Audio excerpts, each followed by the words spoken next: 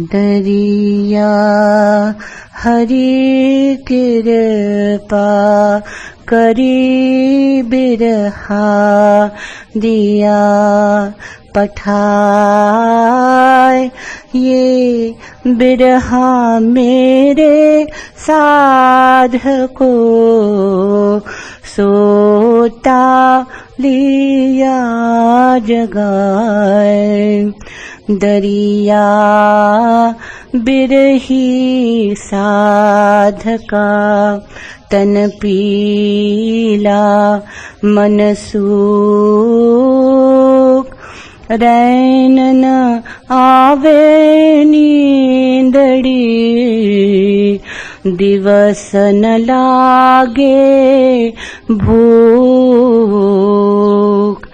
बिरहिनी PU के कारणे ढूंढत बन खंड जाय निस बीती पीयू ना मिला सरद रही लिपटाय बिरहिनी का घर बिरह में ताघटलो हूँ नमाज अपने साहब कारणे शिष्य के सांसों सांस दरिया बान गुरुदेव का कोई झेले सुर सुधी लागत ही व्यापे सही रोम रोम में पीर साध सुर का एक अंग मनान भावे जूट साधन छांडे राम को रन में फिरे न पुट दरिया साचा सूरमा अरिदल हाले चूर राज थापिया राम का नगर बसा भरपूर रसना सेती उतरा हृदय किया बास दरिया वर्षा प्रेम की षट ऋतु 12 मास दरिया हृदय राम से जो कभूला गे मन लहरे उठे प्रेम की जो सावन बरसा घन जन दरिया हृदय बीचे हुआ ज्ञान परकाश होद भरा जा प्रेम का ता लेत हिलो रादास अमी झरत विकसत कमल उपजत अनुभव ज्ञान जन दरिया उस देश का भिन्न भिन्न करत बखान कंचन कागिर देख कर लो भी भया उदास, जन दरिया थागे बनी जल पूरी मन की आस। मीठे रांचे लोग सब मीठे उपज रोग, निर्गुण कड़वा नीम सा दरिया दुर्लभ जोग।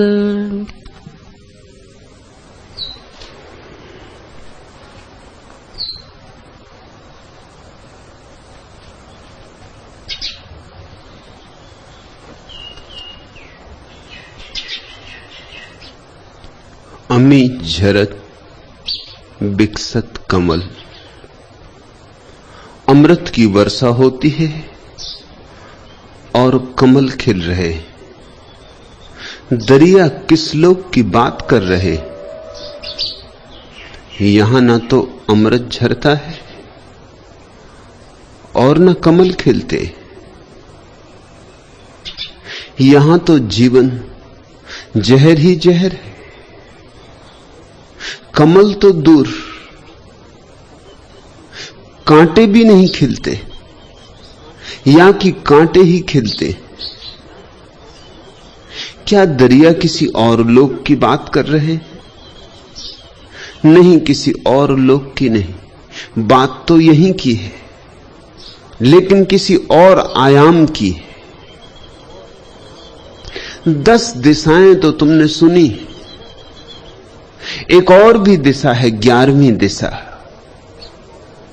10 दिशाएं बाहर है, 11वीं दिशा भीतर है। एक आकाश तो तुमने देखा है, एक और आकाश है अनदेखा।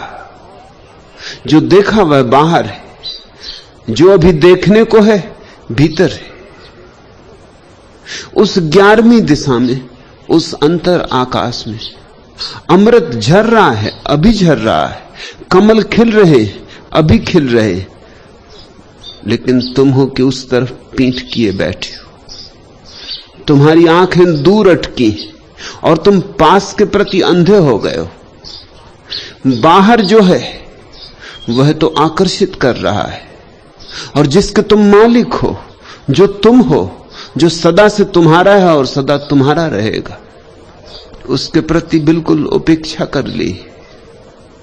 शायद इसीलिए कि जो मिला ही है, जो अपना ही है, उसे भूल जाने की वृत्ति होती। जो हमारे पास नहीं है, जिसका अभाव है, उसे पाने की आकांक्षा जगती। जो है, जिसका भाव है, उसे धीरे धीरे हम विस्मृत कर देते, उसकी याद ही नहीं आती। जिससे दांत टूट जाए ना तुम्हारा कोई, तो जीभ वहीं वहीं जाती है। कल तक दांत था और जीभ कभी वहां ना गई थी। मन के भी रास्ते बड़े बेबूझ। जो नहीं है उसमें मन की बड़ी उत्सुकता है। अब दांत टूट गया, जीभ वहीं वहीं जाती है। दांत था तो कभी ना गई थी। जो है, मन में उसकी उत्सुकता ही नहीं। क्यों? क्योंकि मन जी ही सकता है अगर उसमें उत्सुकता रहे जो नहीं, तो दौड़ होगी, तो पाने की चेष्टा होगी, वासना होगी, इच्छा होगी, कामना होगी। जो नहीं है उसके सहारे ही मन जीता है। जो है उसको तो देखते ही मन की मृत्यु हो जाती। दरिया आकाश में बसे किसी दूर स्वर्ग की बात नहीं कर रहे। तुम्हारे भीतर पास से भी जो पास है, जिसे पास कहना भी उचित नहीं, क्योंकि पास कहने में भी तो थोड़ी दूरी मालूम पड़ती है। जो तुम्हारी श्वासों की श्वास है, जो तुम्हारे हृदय की धड़कन है, जो तुम्हारा जीवन है, जो तुम्हारा केंद्र है, वहां अभी इसी क्षण अमृत बरस रहा है और कमल खिल रहे, और कमल ऐसे कि जो कभी मुरझाते नहीं, चैतन्य के कमल। योगियों ने जिसे सहस्त्रार कहा है, 1000 पखड़ियों वाले कमल, जिनकी सुगंध का नाम स्वर्ग है, जिन पर नजर पड़ गई तो मोक्ष मिल गया, आंखों में जिनका रूप समा गया तो निर्वाण हो गया। इस बात को सबसे पहले स्मरण रख लेना कि संत दूर की बात नहीं करते। संत तो जो निकट से भी निकट है उसकी बात करते। संत उसकी बात नहीं करते हैं जो पाना है, संत उसकी बात करते हैं जो पाया ही हुआ है। संत स्वभाव की बात करते हैं।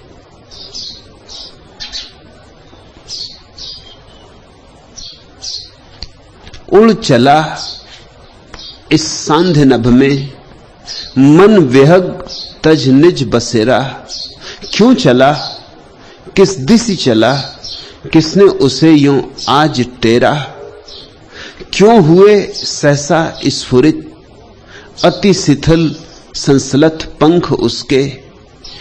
क्या हुए हैं उदित नभ में, चंद्रमा अकलंक उसके। विकुल आतुर सा उड़ा है, मन विहंगम आज मेरा। शून्य का आतुर निमंत्रण आज उसको मिल गया है। क्षितिज की विस्तीर्णता का पवन अंचल हिल गया है। प्राण पंछी ने गगन में ललक कौतूहल बिखेरा। स्वनित उड्डयन ध्वनित गति जनित अनद नाद से यह दिग दिगंत आकाश वक्ष स्थल रहा है गूंज अहरह। ऊर्ध्व गति ने ध्यान मग्ना गीत यति को आन घेरा। उड़ चला इस सांध्य नभ में, मन विहग तन निज बसेरा। पुकार सुनाई पड़ जाए एक बार तुम्हें उसकी जो तुम्हारे भीतर है, तो तुम उड़ चलो, तो तुम पंख फैला दो। तुम्हें एक बार कोई याद दिला दे उसकी जो तुम्हारी संपदा है, तुम्हारा साम्राज्य।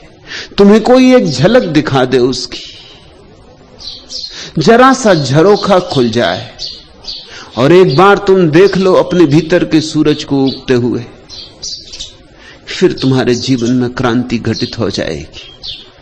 फिर तुम बाहर के कूड़ा करकट के पीछे दौड़ोगे नहीं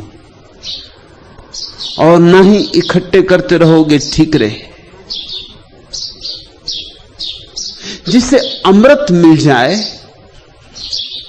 मरण धर्म में उसकी उत्सुकता अपने आप समाप्त हो जाती।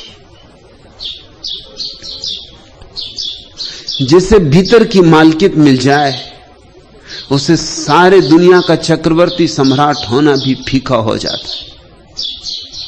पर पुकार सुननी है और पुकार भी आ रही है, मगर तुम हो कि वज्र बधिर बने बैठे हो। दरिया कहते हैं, दरिया हरि कृपा करी विरहा दिया पठाए। यह विरहा मेरे साधु को सोता लिया जगा है। प्रभु ने कृपा की है, दरिया कहते हैं, कि मेरे भीतर बैठी हुई आग को उकसा दिया, कि मेरे अंगारे पर से राख झाड़ दी, कि मेरे भीतर विरह की अग्नि जगा दी, कि मेरे भीतर प्यास को उकसा दिया।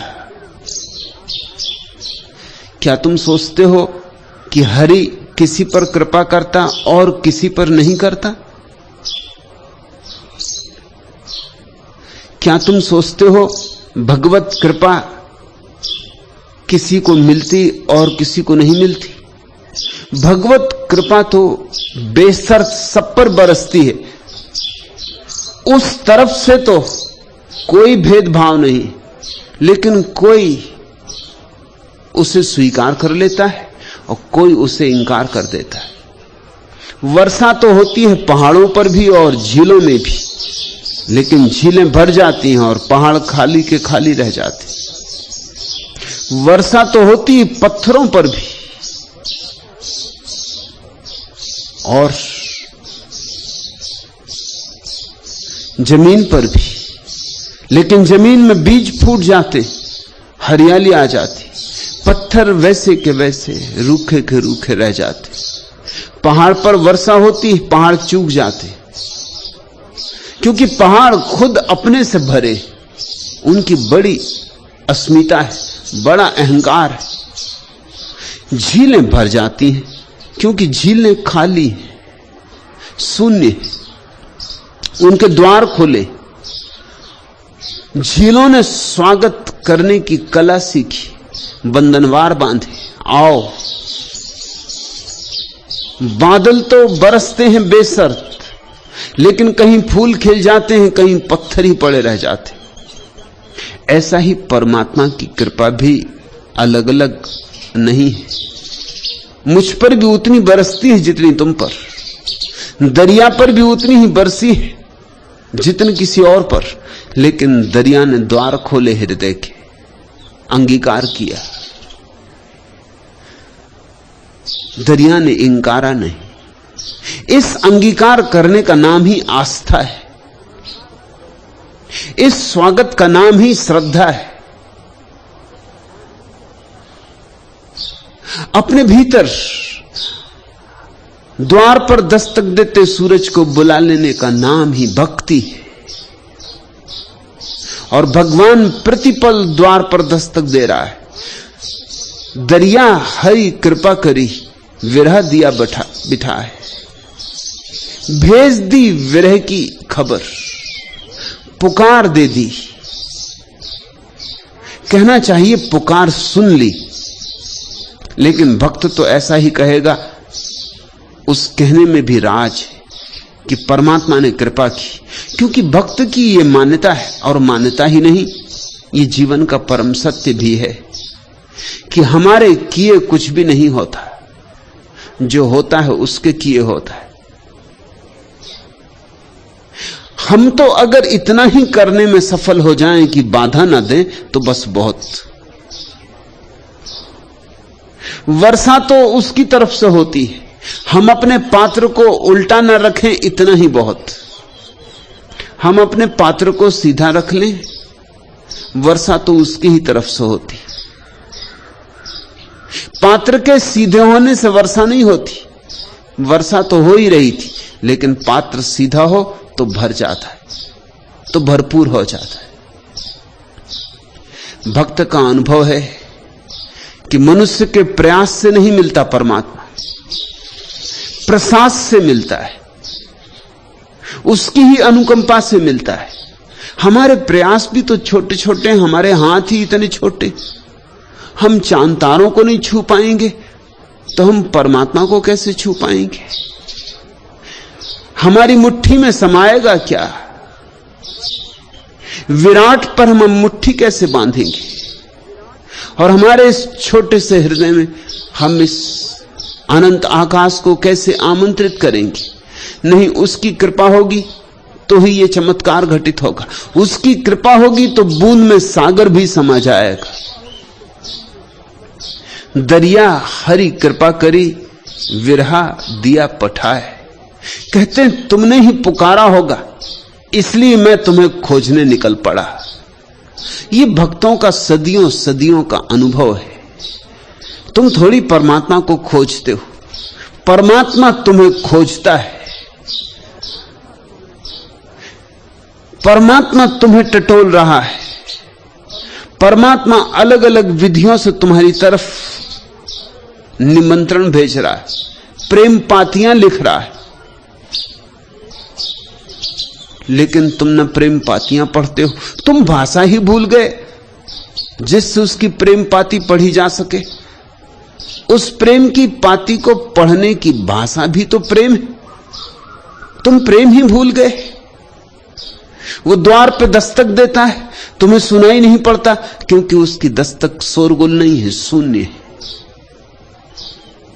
वह तुम्हारे हृदय को छूता है, लेकिन तुम्हारी समझ में नहीं आता कि उसका छूना स्थूल नहीं, सूक्ष्म है।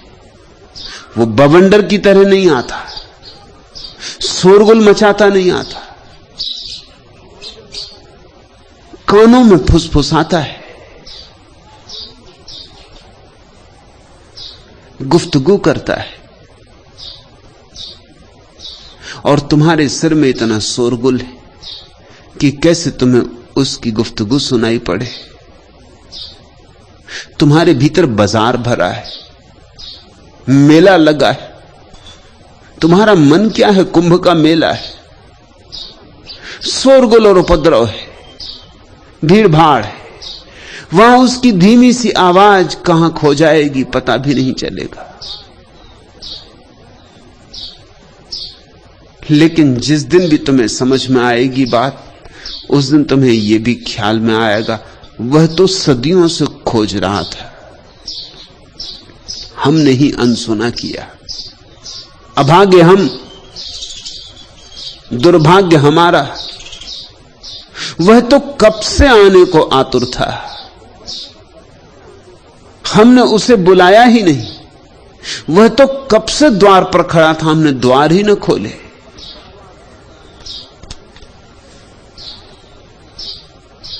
फिर खरात पर मुझे चढ़ा कुशल समय के कारीगर, जुड़ा सका हूं दुर्गुण केवल, जो भी गुण है गौण बहुत।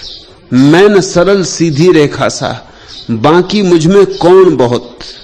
मैं त्रुटियों का त्रिभुज, मुझे सीधा सादा आयत कर।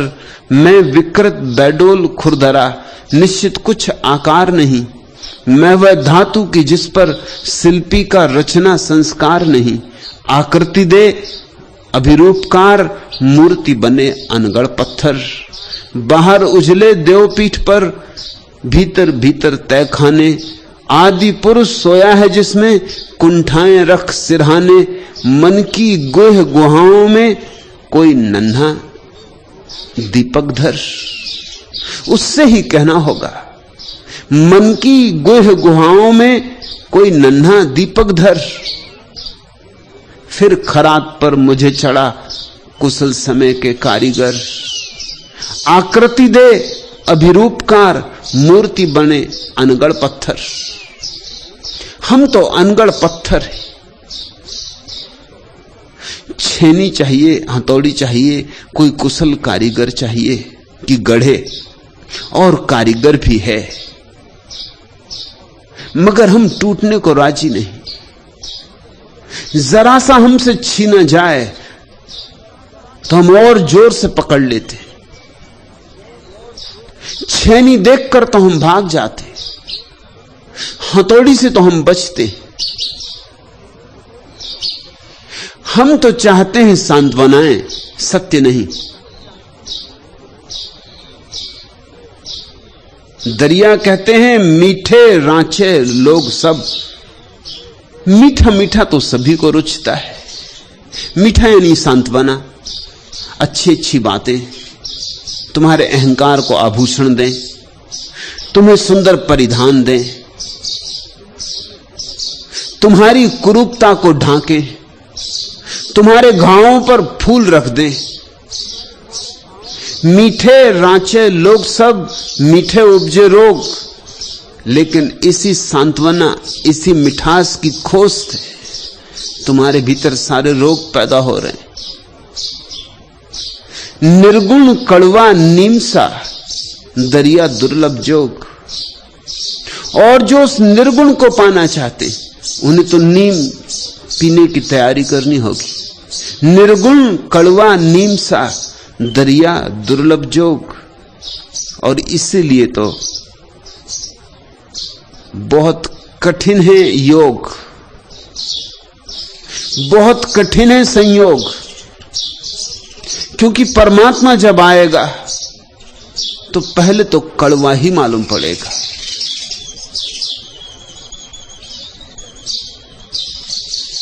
लेकिन वही नीम की कड़वाहट तुम्हारे भीतर की सारी अशुद्धियों को बहा ले जाएगी, तुम्हें निर्मल करेगी, निर्दोष करेगी।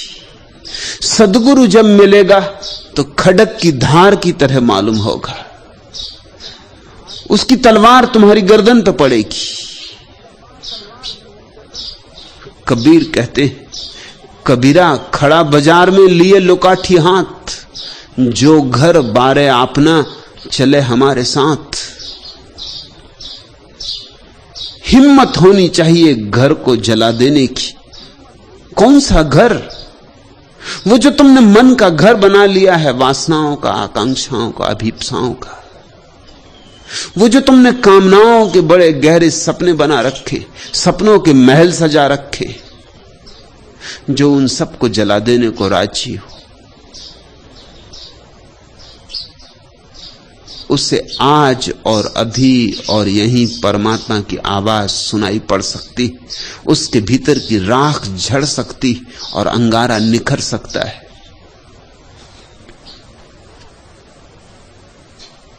दरिया हरी कृपा करी, विरहा दिया पठाए। कि तुम्हारी बड़ी कृपा है प्रभु कि मेरे भीतर विरह को जगा दिया। विरह के लिए बहुत कम लोग धन्यवाद देते, मिलन के लिए तो कोई भी धन्यवाद दे देगा। मिलन तो मीठा मीठा, विरह तो बहुत कड़वा, नीम सा कड़वा। नीम भी क्या होगी कड़वी इतनी, क्योंकि विरह तो आग है। वहां सांत्वना कहां, वहां तो जलन ही जलन है। लेकिन सोना आंख से गुजर के ही शुद्ध होता है, और विरह की यात्रा में निखर के ही कोई मिलन के योग्य होता है, पात्र बनता है। यह विरहा मेरे साध को सोता लिया जगाए। दरिया कहते हैं, मुझे पता ही ना था कि मेरे भीतर ऐसा परम साधु सोया हुआ है, कि मेरे भीतर ऐसे परम सत्य का आवास है, कि मेरे भीतर ऐसा निर्दोष, ऐसा कुंवारा स्वभाव है, जिस पर कोई मलिनता कभी नहीं पड़ी, जिस पर कोई कालिख नहीं, जिस पर कोई दाग नहीं, न पुण्य का दाग, न पाप का दाग, न शुभ का, न अशुभ का, जो सब तरफ से अस्पर्शित है। मेरे उस साधु को तुमने जगा दिया, एक जरा सी पुकार देकर, विरह को उकसाकर, मेरे भीतर के परम कुंवारेपन को मुझे फिर से भेंट दे दिया। दिया ही हुआ था, मगर मैं अंधा कि कभी लौट कर न देखा, मैं बहरा कि कभी सुना नहीं, मैं मूढ़ कि कभी अपने भीतर न टटोला। संसार में टटोलता फिरा, दूर दूर चांद तारों में, नक्षत्रों में टटोलता फिरा, जन्मों जन्मों में, योनियों योनियों में, न मालूम कितनी देहों में, न मालूम कितने रूपों में तलाशा, और एक जगह भर तुझे खोजा नहीं। अपने भीतर कभी आंख को न ले गया, कभी अंतर्दृष्टि न की। यह विरहा मेरे साध को सोता लिया जगाए। तूने बड़ी कृपा की कि यह आग मुझ पे बरसा दी। विरह आग है, ध्यान रखना, जिस पे बरसती है उसका रोआ रोआ रोता है, जिस पे बरसती है उसके खून से आंसू बनने लगते। दरिया विरही साध का तन पीला मन सूख। दरिया कहते हैं, तन सूख गया, मन सूख गया। रैन न आवे नींदड़ी, दिवस न लागे भूख। अब रात नींद नहीं आती, दिन भूख नहीं लगती। बस एक तेरी याद है कि सताए जाती, बस एक तेरी याद है कि तीर की तरह चुभी जाती, और गहरे और गहरे और गहरे।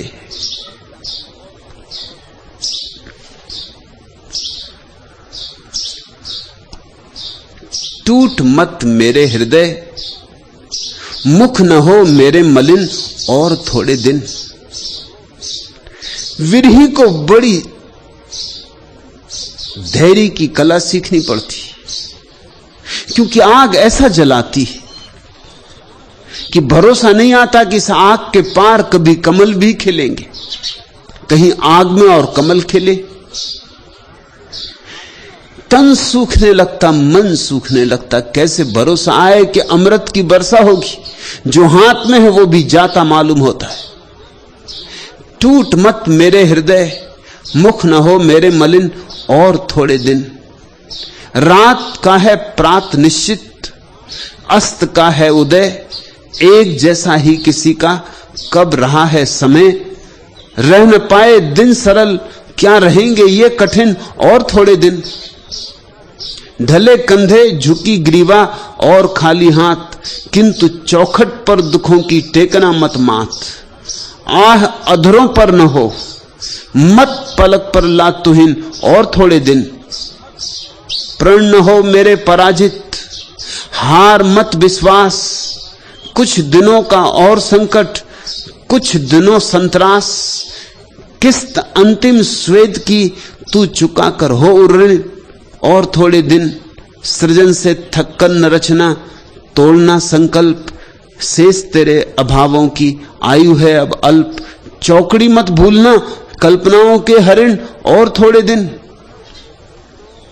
आग भयंकर है विरह की, थोड़े से ही हिम्मतवर लोग गुजर पाते, अन्यथा लौट जाते।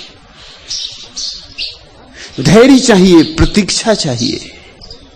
प्रतीक्षा ही प्रार्थना का मूल है, उद्गम है। और जो प्रतीक्षा नहीं कर सकता वह प्रार्थना भी नहीं कर सकता। संभालना होगा अपने को और थोड़े दिन, बांधना होगा अपने को कि लौट ना पड़े, कि भाग ना जाए, कि पीठ ना दिखा दे। विरहन पीऊ के कारणे ढूंढन बनखंड जाए। निस बीती पीऊ ना मिला, दर्द रही लिपटाए। बड़ी बुरी दशा हो जाती है विरही की। खोजता फिरता है जंगल जंगल।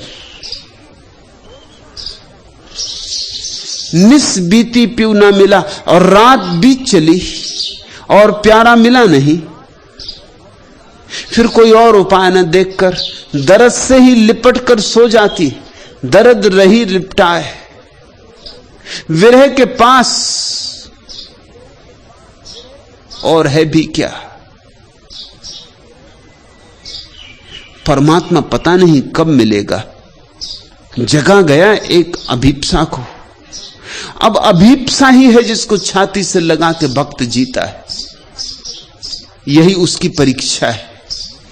इस परीक्षा से जो नहीं उतरता वह कभी उस दूसरे किनारे तक न पहुंचा है, न पहुंच सकता है। भक्त बहुत भावों से गुजरता है, स्वभावता। कई बार लगता है ये कैसा दुर्दिन आ गया, ये मैं किस झंझट में पड़ गया। सब ठीक ठाक चलता था, ये किन आंसुओं से जीवन घिर गया। सब भला चंगा था, ये किस रुदन में पकड़ लिया कि रुकता ही नहीं। हृदय है कि ऊंडला ही जाता है, और रोआ रोआ है कि कपरा है। और पता नहीं परमात्मा है भी या नहीं। पता नहीं मैं किसी कल्पना के जाल में तो नहीं उलझ गया हूं। सारी शंकाएं उठती हैं, कुशंकाएं उठती। भक्त कभी नाराज भी हो जाता परमात्मा पर कि ये भी दिया तो क्या दिया। मांगे थे फूल कांटे दिए, मांगी थी सुबह सांझ दी। मांगा था अमृत जहर दे दिया। तुम चाहे दानी बन जाओ, मुझे अयाचक ही रहने दो। प्रिय है मेरा मान मुझे तो, प्यासा मरा न मांगा पानी। तन से राजकुमारी होकर सन्यासिन बन गई जवानी।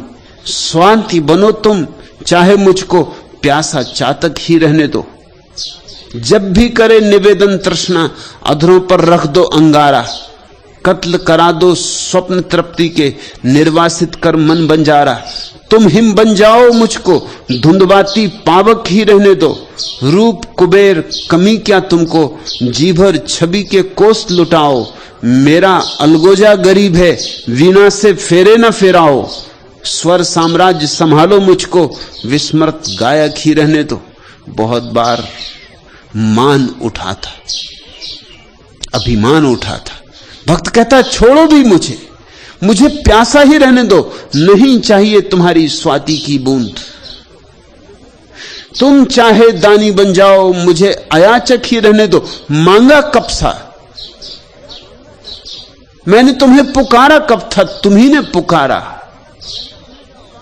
तुम्हें दानी बनने का मजा है तो बन जाओ दानी, मगर मुझे तो भिखारी ना बनाओ।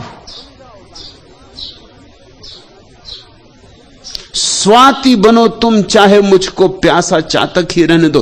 तुम्हें शौक चढ़ा है स्वाति बनने का, बनो, मगर मुझे क्यों सताते हो? मुझे प्यासा चातक ही रहने दो। मुझे तुम्हारी अभीप्सा नहीं है, मुझे तुम्हारी आकांक्षा नहीं। तुम बन जाओ, तुम हिम बन जाओ, मुझको धुंधवाती पावक ही रहने दो। मुझे छोड़ो भी, मेरा पीछा भी छोड़ो। मेरा आंचल पकड़े छाया की तरह दिन रात मुझे सताओ मत। स्वर साम्राज्य संभालो मुझको, विस्मत गायक ही रहने दो। तुम स्वर सम्राट हो भले, अपने घर तुम भले, मैं अपनी दीनता में भला। मेरा अलगोजा गरीब है, वीणा से फेरे न फिराओ। मेरे अलगोजे को वीणा से फेरे फिराने के लिए मैंने प्रार्थना कब की थी? पुकारा तुम्ही ने, अब जलाते क्यों हो? बहुत बार भक्त विरह की अग्नि में शंकाएं करता, कुशंकाएं करता, नाराज भी हो जाता, रूठ भी जाता, पीठ भी फेर लेता, मगर उपाय नहीं। एक बार उसकी आवाज सुनाई पड़ी तो उससे बचने का कोई उपाय नहीं। जब तक नहीं सुनाई पड़ी है, नहीं सुनाई पड़ी। एक बार सुनाई पड़ गई तो सारा जग फीका हो जाता। फिर कुछ भी करो, शंका करो, मान करो, रूठो, सब व्यर्थ।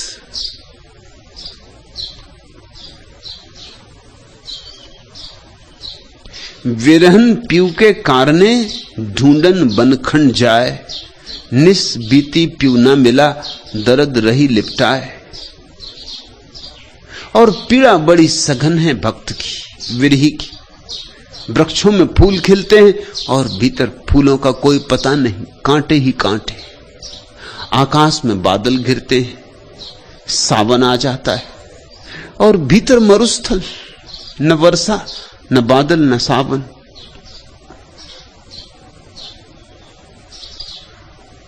बाहर सौंदर्य का इतना विस्तार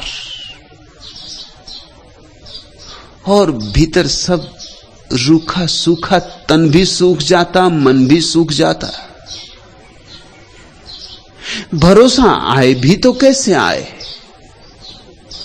ये घटाएं जामनी है, तुम नहीं हो। आह क्या कादंबनी है, तुम नहीं हो। बूंद के घुंघरू बजाकर हंस रही है, बूंद के घुंघरू बजाकर हंस रही है। ऋतु बड़ी अनुरागनी है, तुम नहीं हो। बादलों की बाहुओं में इसलत पड़ी है, समर्पित सौदामनी है, तुम नहीं हो। भीग कर भी मैं सुलगता जा रहा हूं, बूंद पावक में सनी है, तुम नहीं हो। बिन तुम्हारे साध मेरी साध्वी सी, सांस हर सन्यासनी है, तुम नहीं हो। गुदगुदी से अश्रु तक लाई मुझे यह वेदना सतरंगनी है, तुम नहीं हो। प्यार ही अपराध मुझ पर आजकल तो उठ रही हर तर्जनी है, तुम नहीं हो। भीग कर भी मैं सुलगता जा रहा हूं, बूंद पावक में सनी है, तुम नहीं हो।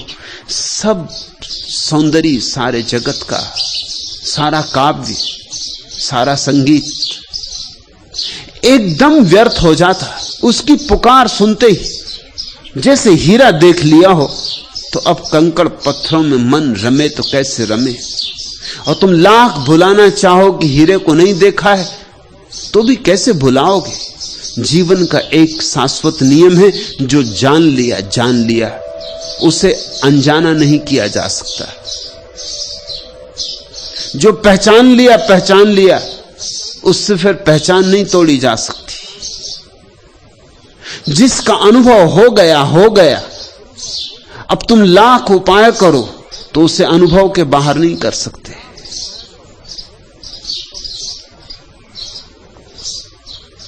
विरहन का घर विरह में, ताघट लोहू न मांस, अपने साहबकार ने सिसके सांसों सांस। दरिया कहते हैं विरह ही घर बन जाता है, वही मंदिर बन जाता है। विरहन का घर विरह में, उठो बैठो चलो कहीं भी जाओ, विरह तुम्हें घेरे रहता है। एक अदृश्य वातावरण विरह का तुम्हें पकड़े रहता है। काम करो संसार के, मगर कहीं मन रमता नहीं। मिलो मित्रों से, परिजनों से, मगर उस परम प्यारे की याद पकड़े ही रहती। कोई परिजन मन को अब उलझा नहीं पाता। कितना ही प्यारा संगीत सुनो, उसकी आवाज के सामने सब फीका हो गया है। और कितने ही सुंदर फूल देखो, अब तो जब तक उसका फूल न खिल जाए तब तक कोई फूल फूल नहीं मालूम होगा। विरहन का घर विरह में, ताघट लोहू न मांस। और ऐसी गहराइयों में विरह ले जाने लगता है जहां न शरीर है, न शरीर की छाया पड़ती है। अपने साहबकार ने सिसके सांसों सांस, बस वहां तो सिर्फ उस साहब की याद है। और एक सिसकी है जो किसी और को सुनाई भी शायद न पड़े, श्वास श्वास में सिसकी भरी है। भक्त कहना भी चाहे तो शब्द काम नहीं पड़ते। भक्त गूंगा हो जाता है, बोलना चाहता है और नहीं बोल पाता। श्वास श्वास में सिसकी होती है, सिसकी ही उसकी प्रार्थना है। आंखों से झरते आंसू ही उसकी अर्चना है।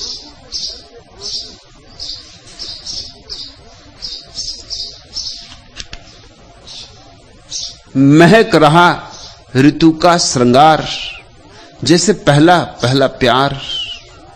जाग रही है गंध अकेली, सारा मधुबन सोता है।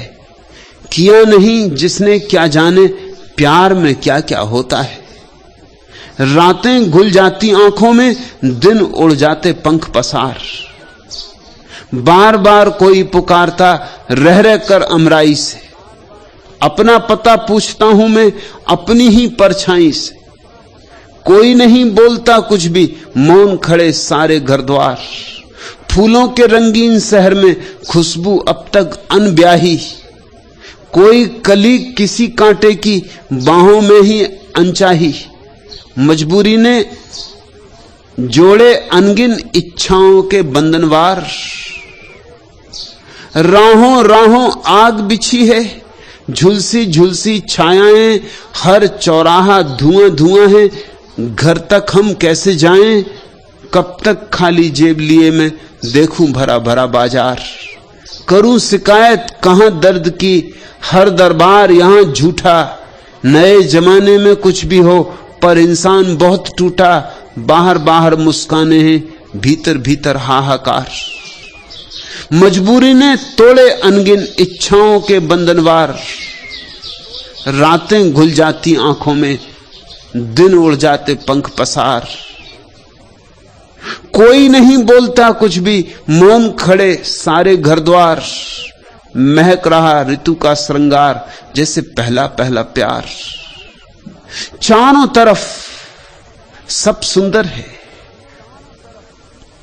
सब प्रीतिकर है, और भीतर एक रिक्तता भर जाती। विरह का अर्थ क्या है? विरह का अर्थ है भीतर में शून्य हो। जहां परमात्मा होना चाहिए था वहां कोई भी नहीं, सिंहासन खाली पड़ा है। विरह का अर्थ है बाहर सब, भीतर कुछ भी नहीं।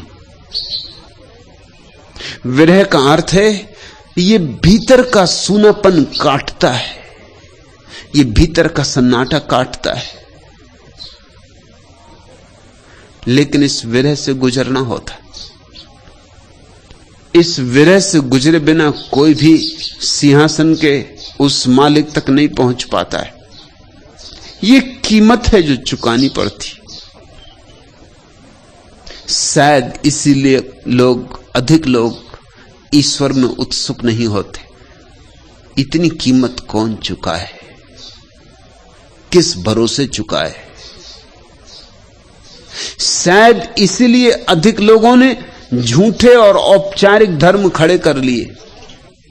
मंदिर गए, 2 फूल चढ़ाए, घंटा बजा दिया, दिया जलाए, निपट गए, बात खत्म हो गई। न भीतर का घंटा बजा, न भीतर का दिया जला, न भीतर की आरती सजी, बाहर का इंतजाम कर लिया है। तुम्हारी दुकान भी बाहर और तुम्हारा मंदिर भी बाहर। तो तुम्हारी दुकान और तुम्हारे मंदिर में बहुत फर्क नहीं हो सकता।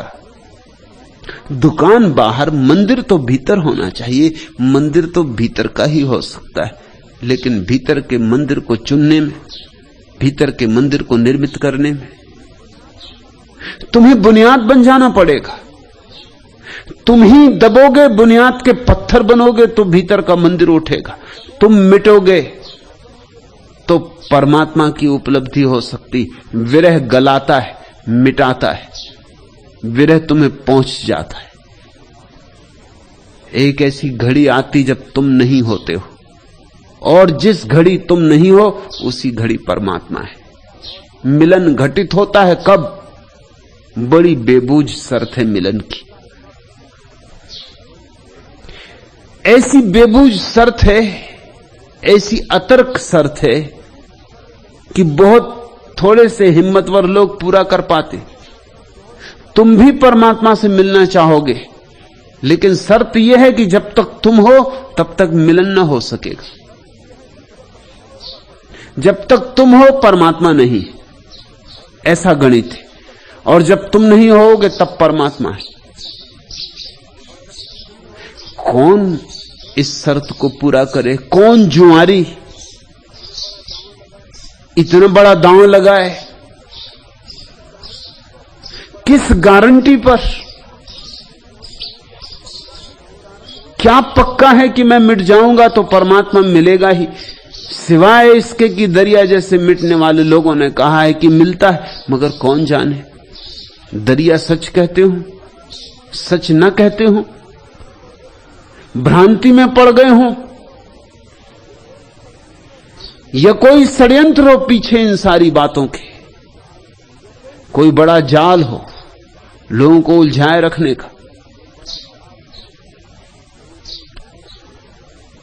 कैसे भरोसा आए? एक ही उपाय है कि किसी ऐसे व्यक्ति से मिलना हो जाए जो मिट गया है और मिट के हो गया है, मिट के पूर्ण हो गया है, जिसने शून्य को जाना है और शून्य में उतरते हुए पूर्ण को पहचाना है, जिसके भीतर मैं तो नहीं बचा और अब तू ही विराजमान हो गया है, जिसके भीतर भगवत्ता बोलती। ऐसे किसी व्यक्ति से जीवंत मिलन हो जाए, उसके चरणों में बैठने का सौभाग्य मिल जाए, उसके सन्नाटे को समझने का अवसर मिल जाए, उसकी आंखों में आंखें डालने की शुभ घड़ी आ जाए, ऐसा कोई मुहूर्त बने तो कुछ बात हो, तो भरोसा आए, तो श्रद्धा जगे। सत्संग के बिना श्रद्धा नहीं जगती, और सद्गुरु के बिना ये भरोसा आ ही नहीं सकता कि तुम इतनी हिम्मत जुटा सको कि अपने को मिटाऊं और परमात्मा को पाऊं।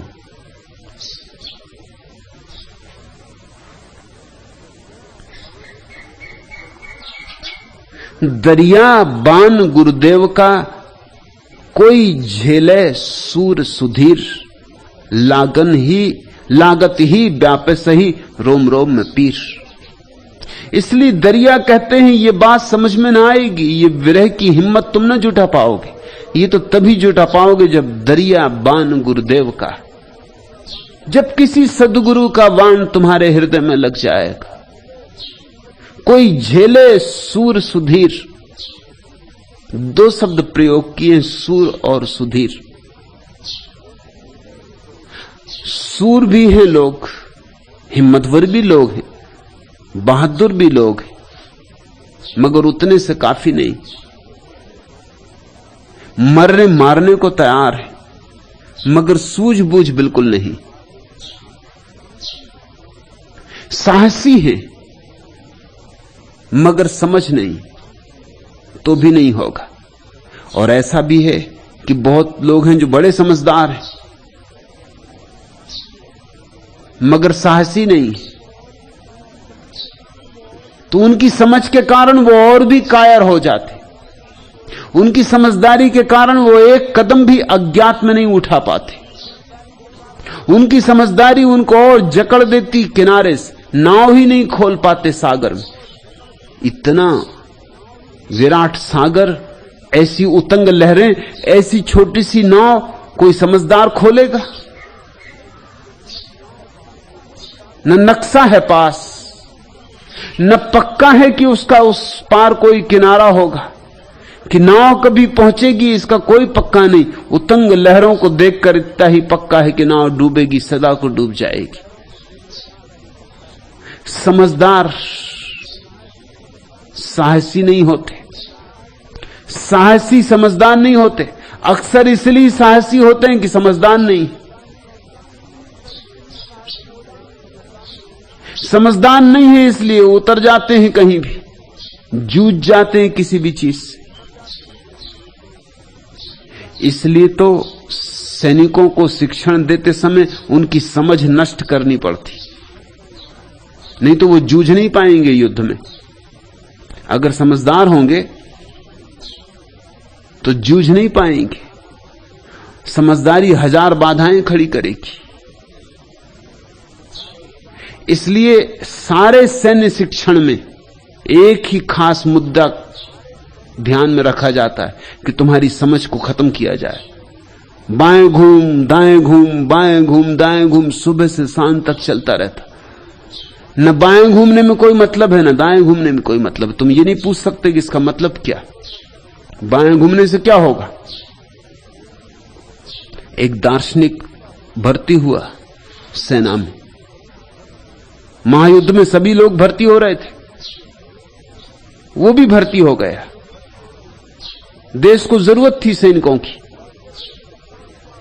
और जब उसके कप्तान ने कहा बाएं घूम, तो सारे लोग तो बाएं घूम गए, वो अपनी जगह खड़ा रहा। उसके कप्तान ने पूछा कि आप घूमते क्यों नहीं? उसने कहा पहले ये पक्का हो जाना चाहिए कि घूमना किस लिए, बाएं घूमने से क्या मिलेगा? इतने लोग बाएं घूम गए, इनको क्या मिला? और फिर ये आखिर दाएं घूमेंगे बाएं घूमेंगे और यहीं आ जाएंगे इसी अवस्था में जिसमें मैं खड़ा ही हूं। घूम घाम से मतलब क्या है? मैं बिना सोच विचार के एक कदम नहीं उठा सकता। दार्शनिक का शिक्षण यही कि बिना सोच विचार के कदम ना उठाए। प्रसिद्ध दार्शनिक था, कोई और होता तो कप्तान ने 10-5 गालियां सुनाई होती, क्योंकि भाषा कप्तानों की और पुलिस वालों की भाषा में गालियां तो बिल्कुल जरूरी होती। 2-4 सजाएं दी होती, लेकिन दार्शनिक प्रसिद्ध था, सोचा कि इस, और बेचारा ऐसे तो ठीक ही कह रहा है। कप्तान को भी बात पहली दफा समझ में आई कि बाएं घूम दाएं घूम, इसका मतलब क्या है, प्रयोजन क्या है इसका? प्रयोजन अगर कोई आदमी 3-4 घंटे रोज बाएं घूम दाएं घूम, दौड़ो रुको भागो जाओ आओ ऐसा करता रहे, हर आज्ञा का पालन, तो उसकी बुद्धि धीरे धीरे क्षीण हो जाएगी, वो यंत्रवत हो जाएगा। फिर एक दिन उससे कहो कि मारो तो वो मारेगा उसी आसानी से जैसे दाएं घूमता था बाएं घूमता था। फिर ये भी नहीं सोचेगा कि जिस आदमी की छाती में मैं गोली चला रहा हूं या छुरा भौंक रहा हूं, इसकी मां होगी बूढ़ी, घर राह देखती होगी, इसके बच्चे होंगे, इसकी पत्नी होगी, और इसने मेरा कुछ भी तो नहीं बिगाड़ा है, इससे मेरी कोई पहचान ही नहीं, बिगाड़ने का सवाल ही नहीं, इससे मैंने कभी जाना भी नहीं, अपरिचित, अनजान। जैसे मैं युद्ध में भर्ती हो गया हूं 4 रोटी के लिए, ऐसे ये भी युद्ध में भर्ती हो गया। क्यों इसे मारूं? ये दार्शनिक जो बाएं नहीं घूम रहा है, ये गोली भी नहीं चलाएगा। जब आज्ञा होगी कि चलाओ गोली, तो पूछेगा क्यों? गोली चलाने से क्या सार? और इस बेचारे ने बिगाड़ा क्या है? इससे मेरा कोई झगड़ा भी नहीं है, इससे मेरी पहचान ही नहीं, झगड़े का सवाल ही नहीं उठता। सोच के कप्तान ने कि आदमी तो अच्छा है, भला है, अब भर्ती हो गया, अब इसको निकालना भी ठीक नहीं, कोई और काम दे देना चाहिए। तो चौके में काम दे दिया, छोटा काम जो कर सके। मटर के दाने बड़े एक तरफ कर, छोटे एक तरफ कर। घंटे भर बाद जब कप्तान आया तो दार्शनिक वैसा ही बैठा हुआ था। तुमने अगर रोदिन की चित्र देखा हो, मूर्ति, रोदिन की प्रसिद्ध मूर्ति है विचारक, ऐसा ठुड्डी से हाथ लगाए हुए एक विचारक बैठा हुआ, उसी ठीक मुद्रा में दार्शनिक बैठा हुआ था। दाने जैसे थे मटर के, वैसे के वैसे रखे थे, एक दाना भी यहां से वहां नहीं हटाया गया था। कप्तान ने पूछा कि महाराज इतना तो कम से कम करो। उसने कहा कि पहले सब बात साफ हो जानी चाहिए। तुमने कहा बड़े एक तरफ करो, छोटे एक तरफ करो, मझोल कहां जाएं? और मैं कदम नहीं उठाता जब तक कि सब साफ ना हो, स्पष्ट ना हो। इतना समझदारी होगी तो तुम अनंत सागर में अपनी नाव न छोड़ सकोगे। इसलिए सैनिकों की बुद्धि नष्ट कर देनी होती, फिर वो यंत्रवत जूझ जाते, कट जाते हैं, काट देते। अब जिस आदमी ने हिरोशिमा पर एटम बम गिराया, 1,00,000 आदमी 5 मिनट में जल के राख हो जाएंगे, अगर जरा भी सोचता तो क्या गिरा पाता? तो ज्यादा से ज्यादा यही हो सकता था कि जाके कह देता कि मैं नहीं गिरा सकता हूं, चाहो तो मुझे गोली मार दो। ये ज्यादा उचित होता है। एक आदमी मर जाऊंगा, क्या हर्जा है? लेकिन 1,00,000 आदमियों को 5 मिनट में अकारण मार डालूं, जिनका कोई भी कसूर नहीं। छोटे बच्चे हैं, स्कूल जाने की तैयारी कर रहे हैं, अपने बस्ते सजा रहे हैं, पत्नियां घर में भोजन बना रही, लोग दफ्तर काम के लिए जा रहे हैं। इन निहत्थे लोगों पर, जो सैनिक भी नहीं हैं, नागरिक हैं, जिनका कोई हाथ युद्ध में नहीं, इन पर एटम बम गिराऊं? लेकिन नहीं, ये सवाल ही नहीं उठा। वो जो बाएं घूम दाएं घूम का शिक्षण है, वो सवालों को नष्ट कर देता है, वो एक अंधापन पैदा कर देता है। उसने तो बम गिरा दिया। और जब दूसरे दिन सुबह पत्रकारों ने उससे पूछा कि तुम रात सो सके, तो उसने कहा मैं बहुत अच्छी नींद सोया, क्योंकि जो काम मुझे दिया गया था वो पूरा कर दिया। फिर अच्छी नींद के सिवाय और क्या था? अपनी जो मेरा कर्तव्य था वो पूरा कराया। बहुत गहरी नींद सोया। 1,00,000 आदमी जल के राख होते रहे और उनके ऊपर बम गिराने वाला आदमी रात गहरी नींद सो सका। जरूर बुद्धि बिल्कुल पहुंचती गई होगी, जरा भी बुद्धि का नाम निशान न रहा होगा। तो एक तरफ बुद्धिमान लोग हैं, उनमें साहस नहीं, और एक तरफ साहसी लोग हैं, उनमें बुद्धि नहीं। इनमें से दोनों में से कोई भी परमात्मा तक नहीं पहुंच सकता। इसलिए दरिया ने बड़ी ठीक बात कही, कोई सूर सुधीर, साहसी और अति बुद्धिमान सुधीर।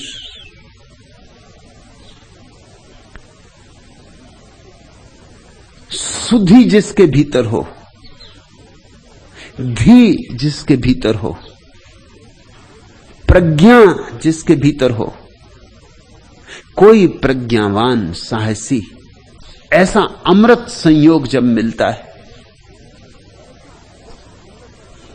ऐसा जब सोने में सुगंध होती, तब परमात्मा को पाया जाता है। दरिया बान गुरुदेव का कोई झेले सूर सुधीर। यहां मेरे पास दोनों तरह के लोग आ जाते। कोई हैं जो बहुत पंडित हैं, बहुत सोच विचार में,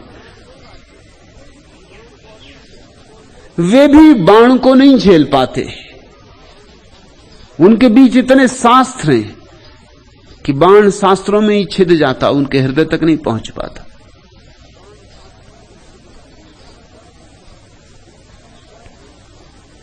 उनकी समझदारी अतिशय है कि उनके भीतर साहस तो रह ही नहीं गया।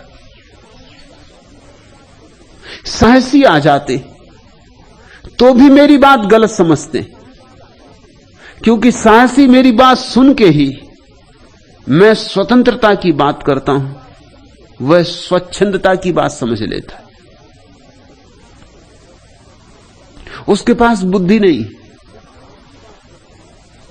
मैं प्रेम की बात करता हूं, वह काम की बात समझ लेता, उसके पास बुद्धि नहीं।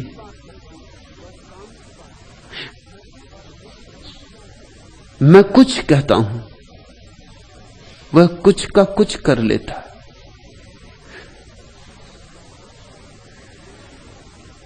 सद्गुरु का बाण तो केवल वे ही झेल सकते हैं जिनमें दोनों बातें हो, साहस हो, सुबुद्धि हो।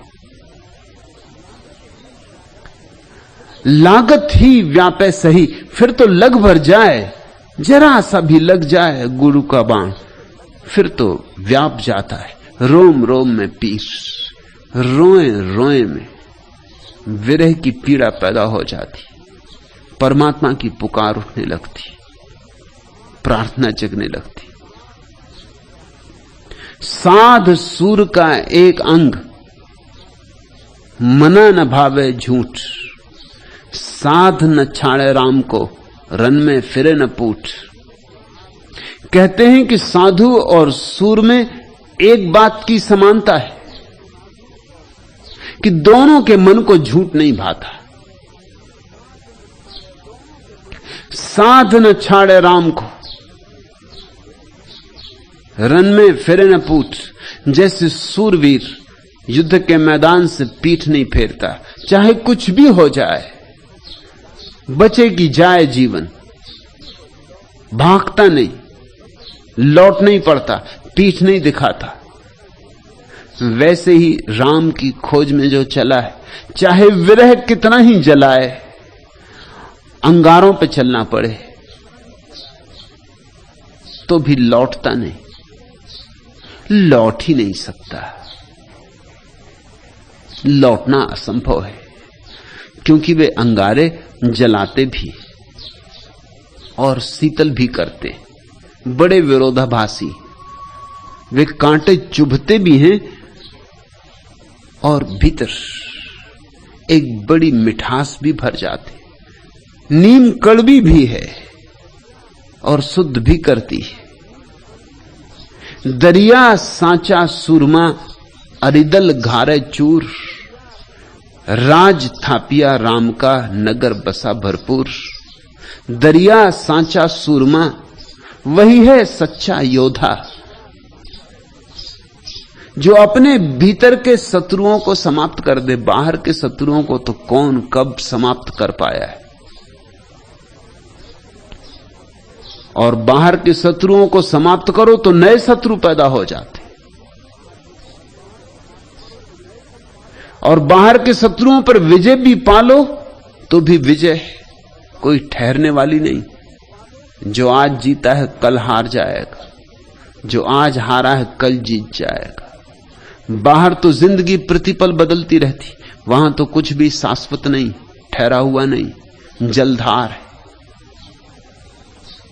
लेकिन भीतर एक युद्ध है और भीतर के योद्धा बनना है। वहां शत्रु हैं, असली शत्रु वहां है। क्रोध है, काम है, लोभ है, मोह है, हजार शत्रु। इन सबको जो जीत लेता, इन सब का जो मालिक हो जाता, वही उस बड़े मालिक से मिलने का हकदार है। मालिक बनो छोटे तो बड़े मालिक से मिल सकोगे। उतनी पात्रता अर्जित करनी चाहिए। मालिक से मिलने के लिए कुछ तो मालिक जैसे हो जाओ, साहब से मिलने के लिए कुछ तो साहब जैसे हो जाओ, कुछ तो प्रभुता तुम्हारे भीतर हो, तो प्रभु के द्वार पर तुम्हारा स्वागत हो सके। राज थापिया राम का, नगर बसा भरपूर। अपने भीतर तो राम का राज स्थापित करो। अभी तो काम का राज है तुम्हारे भीतर, राम का राज स्थापित करो। अभी तो तुम्हारे भीतर कामना ही कामनाएं और खींचे लिए जाती, और तुम बंधे कैदी की तरह घसीटते हो। काम से घिरा हुआ चित्त सारा गौरव खो देता है, सारी गरिमा खो देता है। लेकिन ध्यान रहे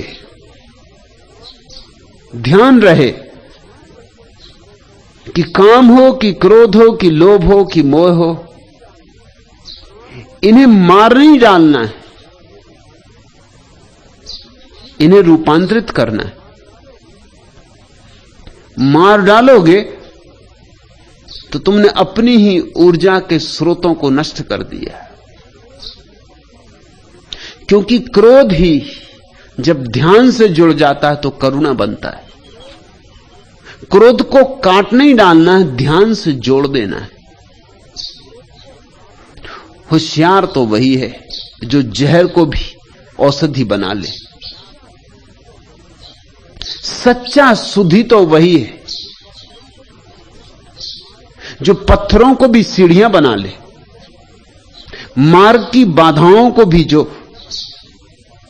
उपयोग कर ले, उनका सहयोग ले ले।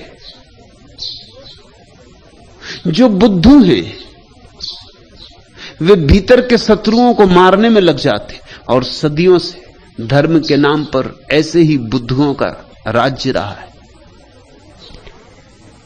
भीतर के शत्रुओं को मार सकते हो, मगर मार के तुम पाओगे कि तुमने अपने ही अंग काट दिए।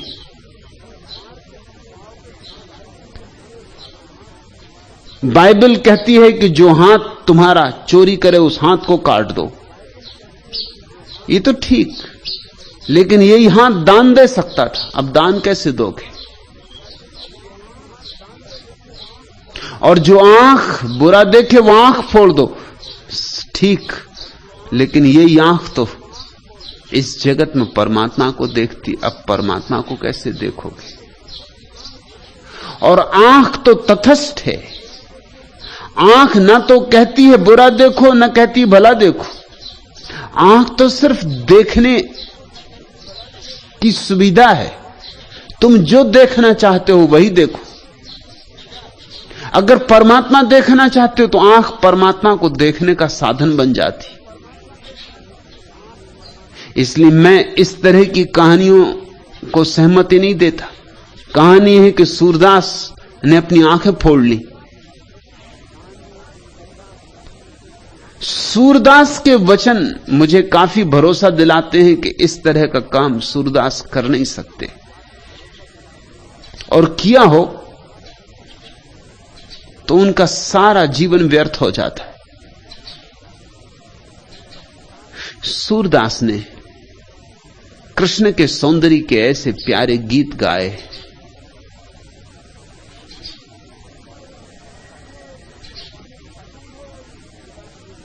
यह असंभव है कि सूरदास ने अपनी आंखें फोड़ ली हो, इसलिए क्योंकि आंखें वासना में ले जाती। आंखें वासना में ले भी नहीं जाती किसी को। सूरदास जैसे व्यक्ति को तो बात समझ में आ ही गई होगी, आंखें कहीं वासना में ले जाती। वासना भीतर होती तो आंखें वासना का साधन बन जाती, और प्रार्थना भीतर हो तो आंखें प्रार्थना का साधन बन जाती। तुम्हारे हाथ में तलवार है, इससे तुम चाहो किसी की जान ले लो और चाहे किसी की जान ली जा रही हो तो बचा लो। तलवार तटस्थ है, सारी इंद्रियां तटस्थ है। इन्हीं कानों से उपनिषद सुने जाते हैं, इन्हीं आंखों से सुबह उगता सूरज देखा जाता है, इन्हीं आंखों से चोर खजाने खोजता है दूसरों के, इन्हीं आंखों से लोगों ने अपने भीतर के खजाने खोज लिए। सब तुम पर निर्भर है। तो भीतर के शत्रुओं को जीतना तो जरूर है, मारना नहीं। मार ही दिया तो फिर जीत क्या? मारे हुए पर जीत का कोई अर्थ होता है? एक चाय घर में लोग गपशप में लगे हैं, एक सैनिक युद्ध से लौटा है, वो बड़ी बहादुरी हाँक रहा है। वो कह रहा है कि मैंने एक दिन में 50 सिर काटे, ढेर लगा दिया सिरों का। मुल्ला नसरुद्दीन बहुत देर से सुन रहा है। उसने कहा, ये कुछ भी नहीं, मैं भी युद्ध में गया था अपनी जवानी में, एक दिन में मैंने 1000 आदमियों के पैर काट दिए थे। सैनिक ने कहा, पैर कभी सुना नहीं, ये भी कोई बात है? सिर काटे जाते हैं, पैर नहीं। मुल्ला ने कहा, मैं क्या करता, सिर तो कोई पहले ही काट चुका था।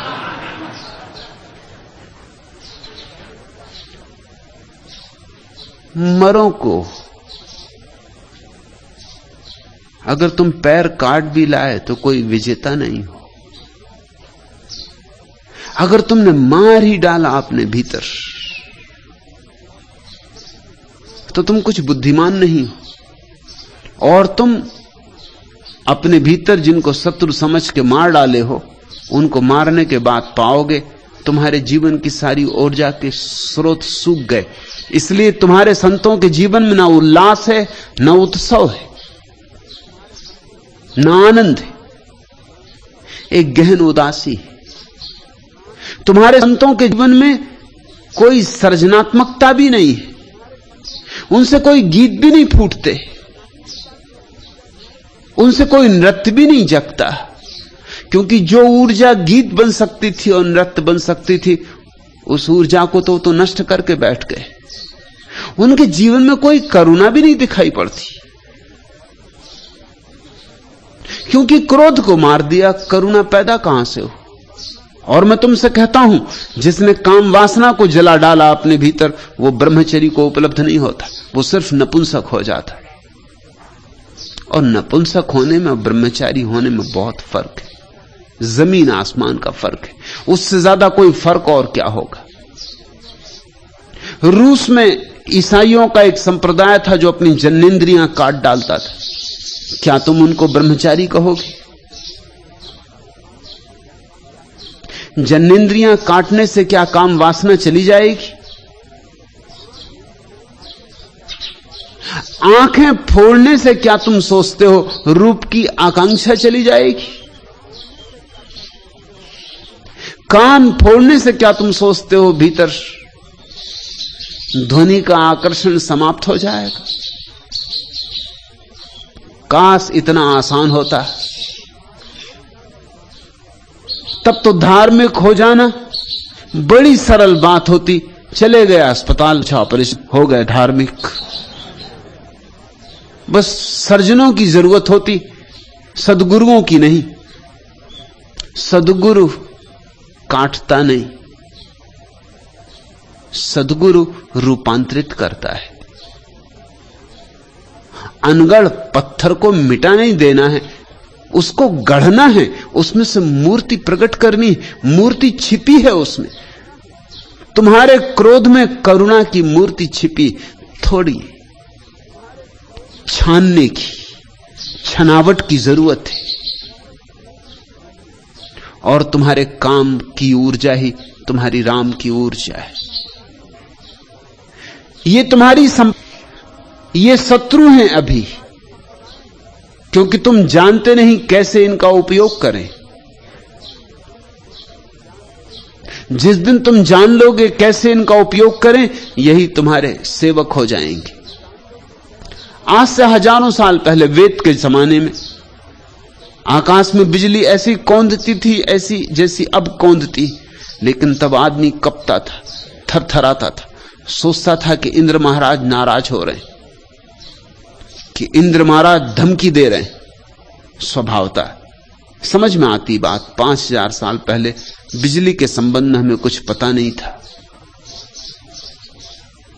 और जब बिजली आकाश में कड़कती होगी, घबराहट होती होगी, कोई व्याख्या चाहिए, तो एक ही व्याख्या मालूम होती थी कि इंद्रधनुष। जैसे कि इंद्र ने अपने धनुष पर वाण चढ़ाया हो, नाराज है इंद्र, कुछ भूल हो गई हमसे। लोग घुटनों पर गिर पड़ते होंगे और प्रार्थना करते होंगे। अब कोई बिजली की प्रार्थना नहीं करता। अब भी बिजली चमकती, मगर तुम घुटनों पर गिर के प्रार्थना नहीं करते। अब तुम भली भांति जानते हो कि बिजली क्या है। अब तो बिजली तुम्हारे घर में सेवा कर रही। बटन दबाओ और कह जी हजूर आज्ञा, बटन दबाओ पंखा चले, बटन दबाओ बिजली चले, बटन दबाओ रेडियो चले, बटन दबाओ टेलीविजन शुरू हो जाए। अब तो बिजली तुम्हारे घर की दासी। अब आकाश की बिजली को तुम इंद्रधनुष का या इंद्र का क्रोध और कोप नहीं मानते। अब तो बात खत्म हो गई। अब तो ये कहानियां बच्चों को पढ़ाने योग्य हो गई। अब तो बच्चे भी इन पर भरोसे ना करेंगे।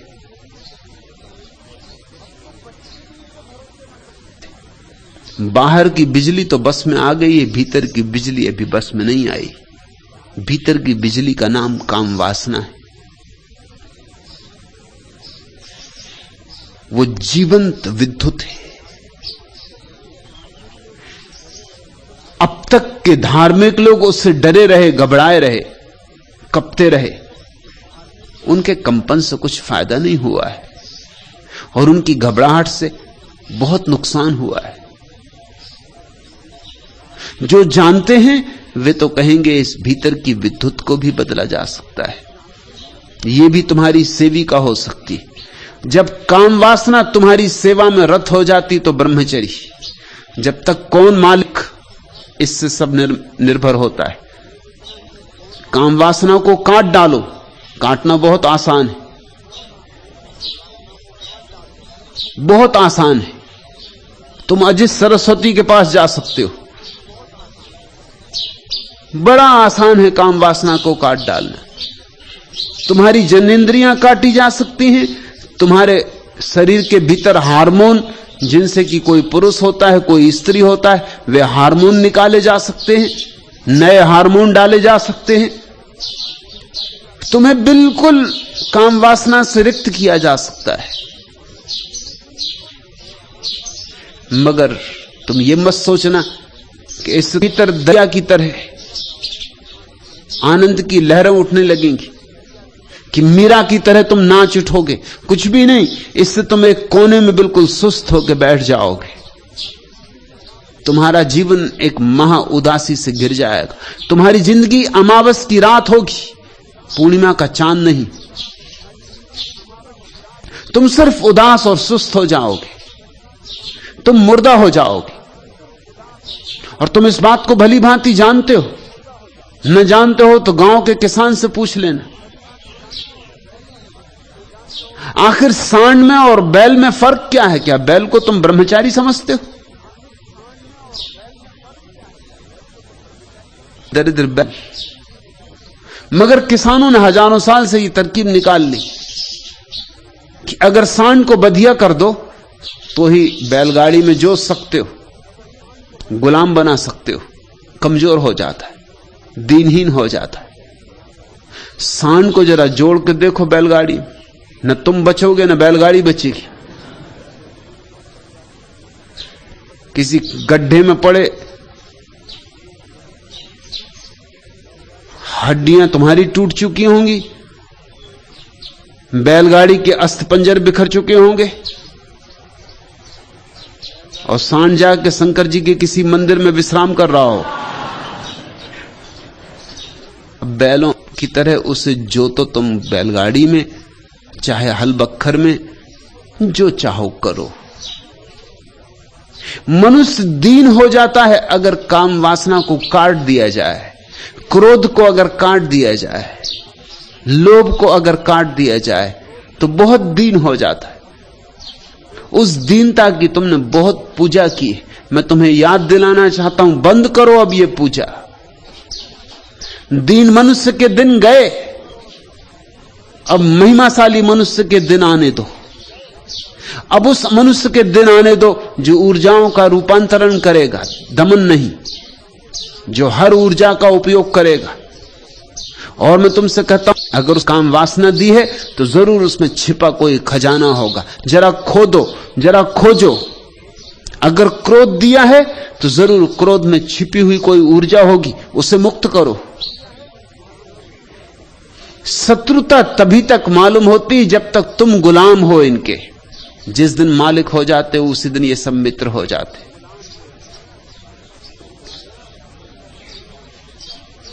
दरिया सांचा सूरमा,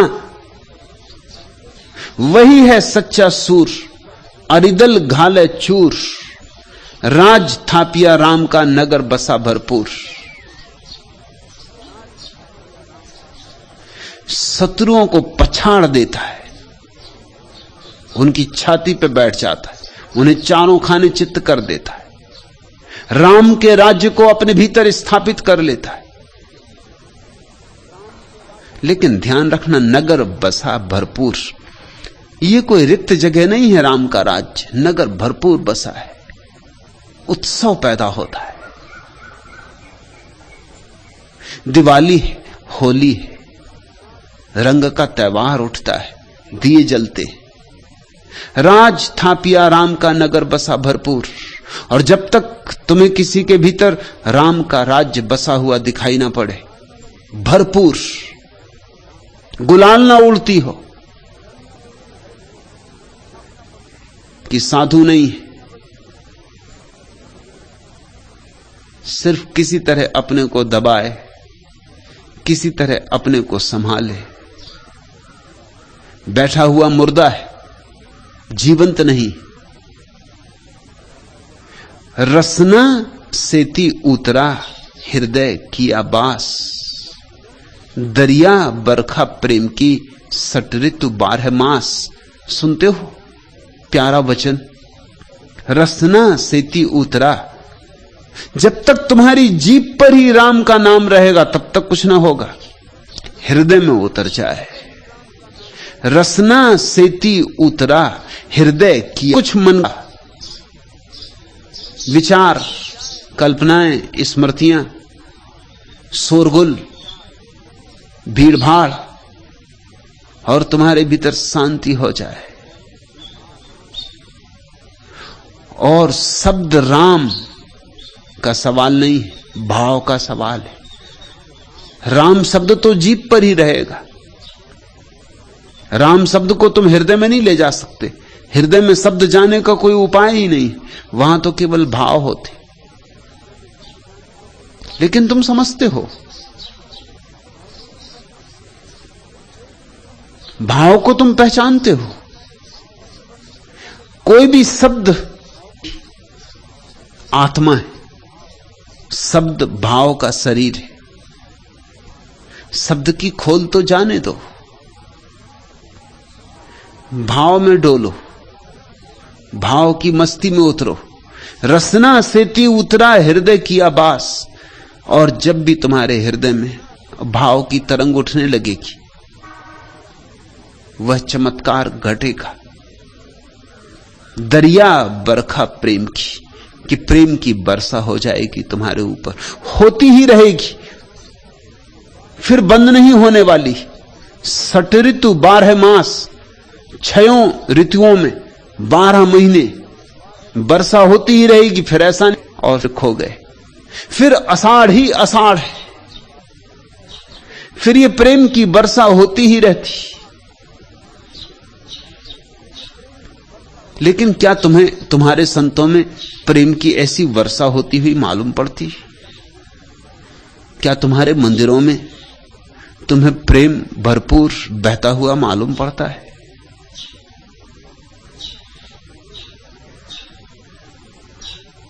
प्रेम से रिक्त तुम्हारे मंदिर है, प्रेम से शून्य तुम्हारे चर्च, तुम्हारे गिरजे, तुम्हारी मस्जिदें, तुम्हारे गुरुद्वारे, प्रेम से रिक्त तुम्हारे साधु संत हैं। हां, उदासी जरूर है, तारा है। अब धीरे धीरे हम सोचने लगे यही धर्म है। यह धर्म नहीं है, यह अधर्म से भी बदतर है। यह आस्तिकता नहीं है, यह नास्तिकता से भी गिरी हुई अवस्था है।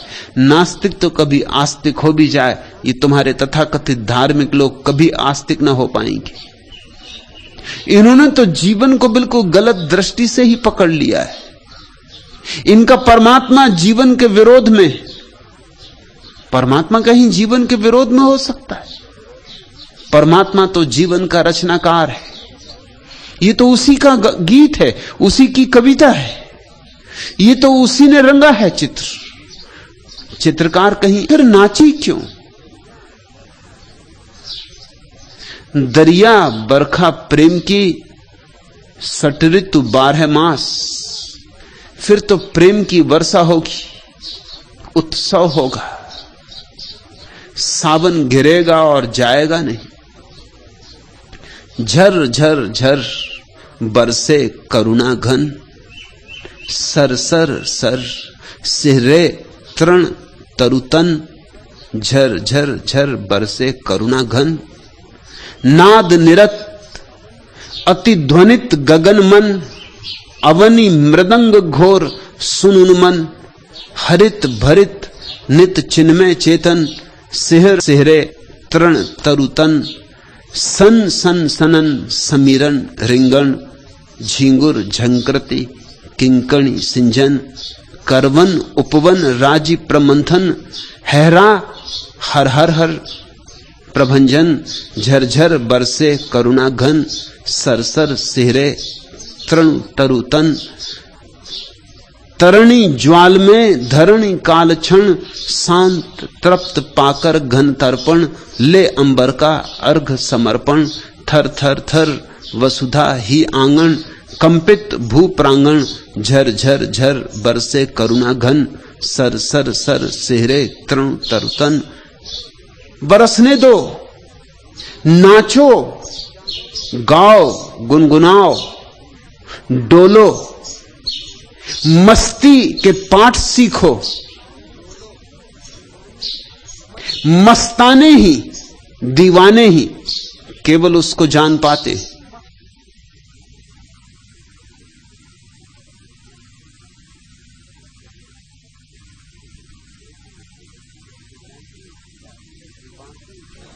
बाकी उसकी बात उठे प्रेम की, ज्यों सावन बरखा घन।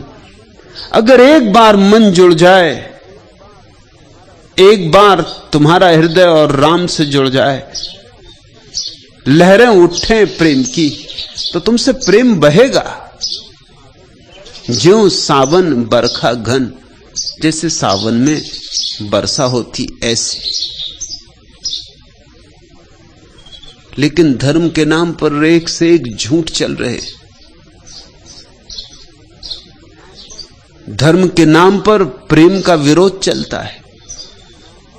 धर्म के नाम पर जीवन में कुछ भी हरा ना रह जाए, इसकी चेष्टा चलती। सब सूख साख जाए, पहुंच जाए, उसका भाव तुम्हारे हृदय में आ जाता है। हुआ ज्ञान प्रकाश, वैसे ही ज्ञान का प्रकाश हो उठता है। हौद भरा जहां प्रेम का, और जहां प्रेम का सरोवर भरा है, तह लेत हिलोरा दास। फिर तो हिलोर ही हिलोर है, फिर तो मस्ती ही मस्ती है। परमात्मा जब आता है तो तुम्हें शराबी की तरह मदमस्त कर जाता है। अमी झरत विकसत कमल, उस परम दशा में, उस अंतरदशा में अमृत झरता है और कमल खिलते हैं। अमी झरत विकसत कमल, उपजत अनुभव ज्ञान। और तभी तुम जानना कि ज्ञान का जन्म हुआ। जब ज्ञान मत समझ लेना। जन दरिया उस देश का भिन्न भिन्न करत बखान। यद्यपि उस परम देश की बात अलग अलग लोगों ने अलग अलग ढंग से कही है, मगर वो देश एक ही है। बुद्ध अपने ढंग से कहते और जरथुस्त्र अपने ढंग से कहते और चैतन्य अपने ढंग से कहते। मैं उसे अपने ढंग से कह रहा हूं और तुम्हें जिस दिन अनुभव होगा तुम उसे अपने ढंग से कहोगे। ये ढंगों के भेद है, मगर वह अनुभव एक है, अभिव्यक्तियां अनेक हैं।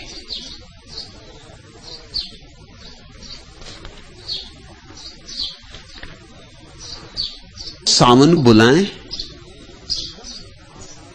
प्रथम आषाढ़ी झाड़ी है चलो भीगे, पालकी ऋतु की खड़ी है चलो भीगे, ग्रह मुहूर्त चौघड़ी देखे बिना ही यह मिलन की शुभ घड़ी है चलो भीगे, पी पुकारे प्राण पपिहा और तुमको घरू कामों की पड़ी है चलो भीगे, प्यार वाले इन क्षणों की उम्र अपनी कुल उम्र से भी बड़ी है चलो भीगे, लाज की चलती मगर संकोच की यह तोड़ दो जो हथकड़ी है चलो भीगे, यदि हम ही समझे न ये संकेत गीले आग सबनम मढ़ी है चलो भीगे।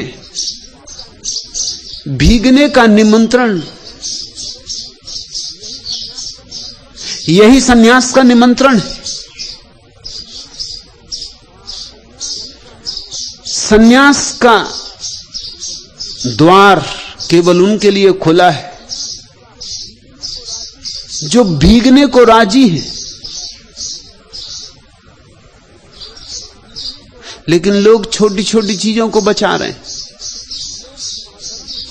लोग साधारण वर्षा में भी कभी भीगते नहीं।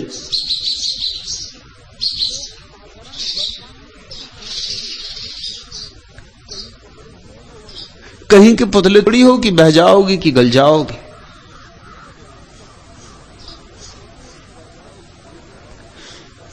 लेकिन साधारण वर्षा में भी लोग छाता लेके चलते। कुछ लोग तो छाता सदै लिए रहते, पता नहीं कब वर्षा हो जाए।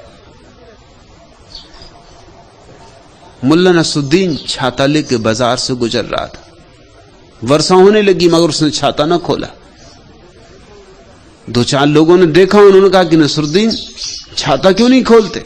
नसरुद्दीन ने कहा कि छाते में छेद ही छेद। तो लोगों ने पूछा फिर छाता लेके चले ही क्यों? तो उसने कहा कि मैंने सोचा कौन जाने रास्ते लेके चल रहे हो, तुम सुरक्षा का इंतजाम करके चल रहे हो। यहां मेरे पास भी लोग आ जाते तो मैं देखता हूं छाता लगाए बैठे हो और सुन रहे। हालांकि सौभाग्य से उनके छातों में कभी कभी कुछ छेद होते और थोड़ी बूंदाबांदी उन पर हो जाती, उनके बावजूद हो जाती, मगर छाता लगाए रहते। भीतर के छाते छोड़ने होंगे। हिंदू, मुसलमान, ईसाई, बौद्ध, जैन, ये सब छाते हैं, ये सब सुरक्षाएं हैं शब्दों की आड़ में छिपाने के उपाय। इन सब की होली जला दो। बौद्ध बनाओ ना हिंदू और ना मुसलमान। परमात्मा ने तो तुम्हें बस खालिस आदमी बनाया। एक बार वैसे ही हो जाओ जैसा परमात्मा ने बनाया, तो उससे संबंध जुड़ना आसान हो जाए और तभी तुम ये निमंत्रण स्वीकार कर सकोगे। प्रथम आषाढ़ी झड़ी है चलो भीगे, पालकी ऋतु की खड़ी है चलो भीगे। और तुम मत पूछो कि मुहूर्त, कोई मुहूर्त की नहीं पड़ी है, सारी घड़ियां उसकी हैं, हर घड़ी मुहूर्त है। ग्रह मुहूर्त चौघड़ी देखे बिना ही यह मिलन की शुभ घड़ी है चलो भीगे। तुम जाके जोशियों को अपनी जन्म पत्री मत दिखलाओ।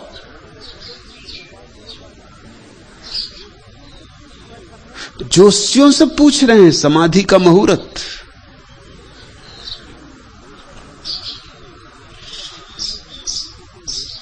तुमने समाधि को कोई रेस कोर्स का घोड़ा समझा?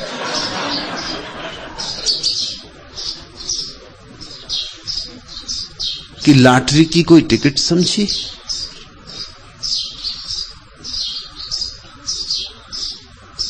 खूब होशियार हैं लोग, बचने के कैसे कैसे उपाय खोजते।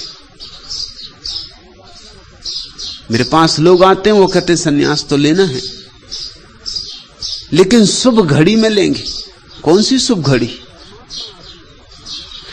और तो कोई भी नहीं, ग्रह मुहूर्त चौघड़ी देखे बिना ही यह मिलन की शुभ घड़ी है, चलो भीगे। प्यार वाले इन क्षणों की उम्र अपनी कुल उम्र से भी बड़ी है, चलो भीगे। एक क्षण भी उसके प्रेम में भीगने का तुम्हें अवसर आ जाए तो तुम्हारी सारी हजारों हजारों जिंदगियों की लंबाई व्यर्थ हो गई। उसके प्रेम का एक क्षण भी शाश्वत है। वर्षों जीने का कोई अर्थ नहीं, एक क्षण उसके प्रेम में जी लेना पर्याप्त है। सारे जीवन की, अनंत अनंत जीवन की तृप्ति हो जाती। लाज की चलती में वर्षा हो तो एक सुनसान रास्ते पर विश्वविद्यालय के मैं वर्षा में भीगने के लिए जाता था। फिर धीरे धीरे एक और पागल आदमी मेरे साथ राजी हो गया। उस रास्ते पर जो आखिरी बंगला था वो विश्वविद्यालय के फिजिक्स के प्रोफेसर का बंगला था। वहीं जाके रास्ता समाप्त हो जाता था। तो उसी रास्ते के समाप्ति पर बड़े वृक्ष के नीचे बैठकर हम दोनों भीगते थे। प्रोफेसर की पत्नी और बच्चे बड़ी दया खाते होंगे। और जब निमंत्रण किया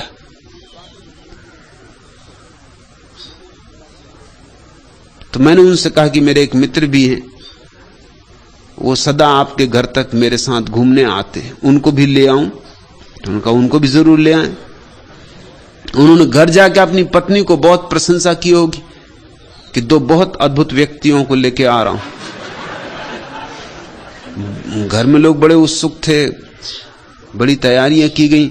और जब हम दोनों को देखा तो सारे बच्चे, पत्नी, बहू सब वहां से भाग गए अंदर के कमरे में और इतने जोर से हंसने लगे अंदर के कमरे में जाके कि प्रोफेसर को बड़ा सदमा पहुंचा कि ये तो बड़ा।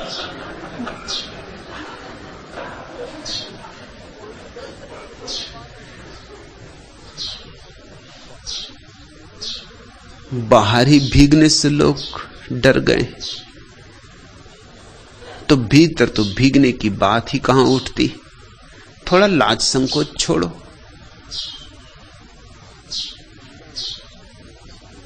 मीरा ने कहा लोक लाज छोड़ी,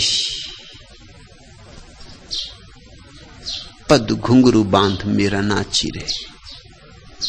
सब लोक लाज छोड़ के नाची। ऐसी ही लोक लाज छोड़ोगे तो नाच पाओगे, तो भीग पाओगे। यदि हम ही समझे ना ये संकेत, झांक के देख लेना। सद्गुरु का इतना ही अर्थ है कि तुम्हें एक बार याद दिला दे उस सब की जो तुम्हारे भीतर भी पड़ा है लेकिन अपरिचित, अनजान है।